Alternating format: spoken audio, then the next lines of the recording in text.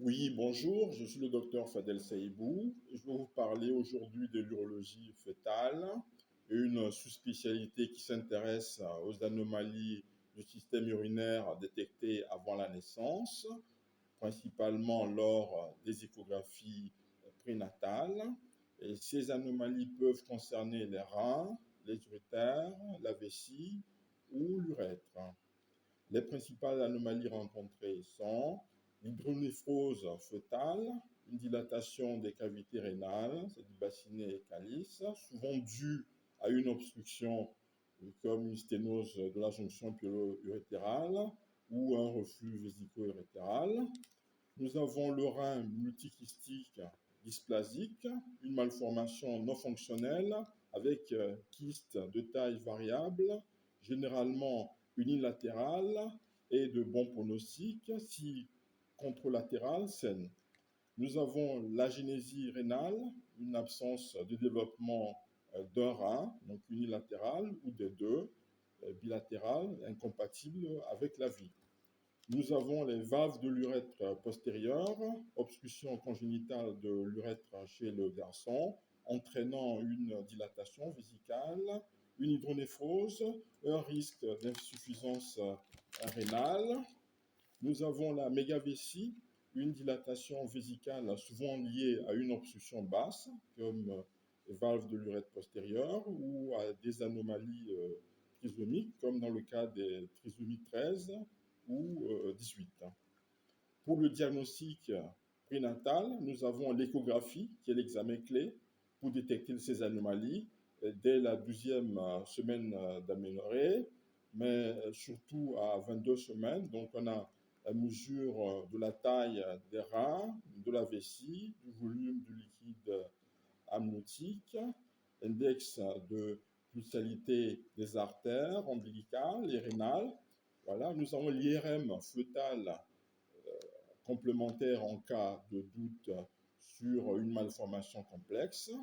Nous avons l'analyse génétique du karyotype et CGHRE, si anomalie chromosomique.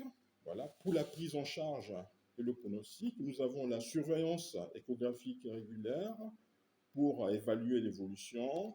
Nous avons le drainage vésico-amniotique en cas de valve de l'urètre postérieure avec oligo-anamnios pour préserver l'hypoplasie pulmonaire, pour prévenir l'hypoplasie pulmonaire. Nous avons le traitement postnatal sous forme de chirurgie correctrice éventuellement, comme des pyéloplasties pour hydronéphrose sévère ou résection de valves de l'urètre dans le cadre des valves de l'urètre postérieure. Pour le pronostic, tout dépend de la fonction rénale résiduelle et du caractère uni ou bilatéral et de l'association à d'autres malformations. Donc là, vous avez quelques questions à choix multiples pour vérifier si vous avez compris ce que j'ai dit. Donc, première question, quelle est la cause la plus fréquente de l'hydronéphrose fœtale unilatérale? A. Reflux vésico-urétéral. B. Sténose de la jonction pyélo-urétérale. C. Valve de l'urètre postérieur. D. Rein multikystique. Deuxième question. Quel examen complémentaire est le plus utile en cas de suspicion de valve de l'urètre postérieur? A. IRM fœtal. B. L'amniosynthèse. C. Doppler des artères rénales. D. Radiographie fœtale. 3. Quelle anomalie est associée à un risque élevé d'hypoplasie pulmonaire? A. Hydronéphrose unilatérale. B. Valve de l'urètre postérieur avec oligo-anamnios.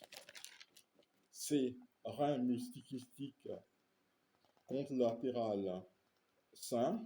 D. Mégavessie isolée. 4.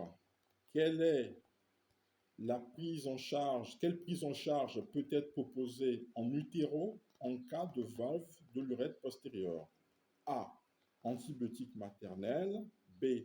Drainage vésico-amniotique. C. Néphrectomie fœtale. D. Injection de corticoïdes. Et enfin, question 5. Quel est le pronostic d'un rein multikystique dysplasique unilatéral avec rein contralatéral normal? A. Insuffisance rénale inévitable. B. Bon pronostic avec fonction rénale préservée. C. Nécessité d'une dialyse précoce. D. Risque majeur de cancer avant 5 ans. Je vous remercie pour votre attention.